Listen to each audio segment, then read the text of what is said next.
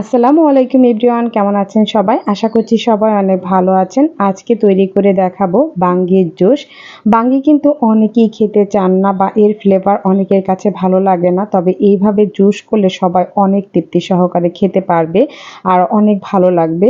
এইভাবে বাঙ্গিটা জুস করে খেলে এর গুণাগুণটাও কিন্তু অনেক ভালো। এই গরমের সময় যদি আপনারা বাঙ্গির জুসটা করে খেয়ে থাকেন তাহলে দেখবেন অনেকক্ষণ পর্যন্ত পেটটা ঠান্ডাও থাকবে এবং প্রাণটাও ঠান্ডা হয়ে যাবে এভাবে ঠান্ডা ঠান্ডা পরিবেশন করলে।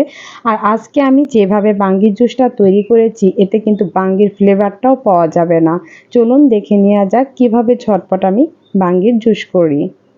প্রথমে আমি এখানে নিয়েছি কিছু বাঙ্গি, এটি পিস পিস করে আমি ছোট ছোট করে কেটে নিয়েছি। একটি ব্লেন্ডার জারের মধ্যে বাঙ্গিগুলো দিয়ে দিচ্ছি। বাঙ্গিগুলো দিয়ে এখন এর মধ্যে দিয়ে দিব আমি চিনিটা আমি টেস্ট অনুযায়ী অ্যাড করেছি 3 চামচ পরিমাণ। আপনাদের টেস্ট অনুযায়ী চিনিটা অ্যাড করে নেবেন। বাঙ্গিটা মিষ্টি থাকলে চিনি পরিমাণটা একটু কমিয়ে দেবেন। এখন চিনিটা দেওয়া হয়ে গেল, দিয়ে দিচ্ছি আমি গুঁড়োর দুধ। আর এখানে আমি 3 চামচ পরিমাণ গুঁড়োর দুধটা অ্যাড করেছি। গুঁড়ো দুধটা দেওয়া হয়ে গেলে দিয়ে দিব আমি হাফ চামচ পরিমাণে বিট লবণ। বিট লবণটা অবশ্যই দেওয়ার চেষ্টা করবেন, আর হালকা পরিমাণে একটু লবণ। আর আজ নিয়েছি আমি কাস্টার্ড পাউডার। এখানে আপনারা কাস্টার্ড পাউডারের পরিবর্তে কিন্তু ভ্যানিলা আইসক্রিমটাও দিতে পারেন। অনেকের কাছে বাঙ্গি যে ফ্লেভার সেটা ভালো লাগে না, এজন্য আমি একটু কাস্টার্ড পাউডার অ্যাড করেছি যাতে বাঙ্গির ফ্লেভারটা না আসে। আর দিয়ে দিয়েছি ঠান্ডা পানি 1 কাপ পরিমাণের। এখন আমি সম্পূর্ণ উপকরণ দিয়ে ব্লেন্ড করে নেব, একেবারে মিহি ব্লেন্ড করে নিতে হবে।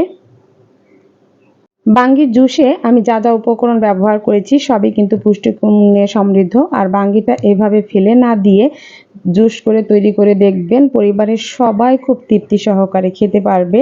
একটু ঠান্ডা ঠান্ডা পরিবেশন করবেন, এই গরমে সবাই পছন্দ করবে। এই যে আমি এখন সার্ভ করে নিচ্ছি, তৈরি হয়ে গেল ঝটপট আমার বাঙ্গির জুস। আর কালারটা দেখুন কত সুন্দর এসেছে। কাস্টার্ড পাউডার দেওয়ার কারণে কিন্তু কালারটা অনেক সুন্দর এসেছে, এমনি দেখতে লোভনীয় লাগছে। কিছু বরফ দিয়ে আমি পরিবেশন করে নিচ্ছি। অবশ্যই বরফটা দেবেন, এতে করে কিন্তু ঠান্ডা ঠান্ডা খেতে ভালো লাগবে। বরফের পানি এবং বরফ দিয়ে সার্ভ করে নেবেন, খুবই ভালো লাগবে। আজকের রেসিপিটা কেমন লাগলো অবশ্যই কিন্তু কমেন্টসে জানিয়ে দেবেন। আর এইরকম নতুন নতুন রেসিপি পেতে হলে আমার চ্যানেলটি সাবস্ক্রাইব করে বেল আইকনে ক্লিক করে নোটিফিকেশনটি অন করে রাখবেন, যাতে করে যে কোনো ভিডিও দেওয়ার সাথে সাথে আপনাদের কাছে পৌঁছে যেতে পারে। সবাই ভালো থাকবেন, সুস্থ থাকবেন। আবারও পরবর্তী ভিডিও নিয়ে হাজির হয়ে যাব। আজকে এ পর্যন্তই। আল্লাহ হাফেজ।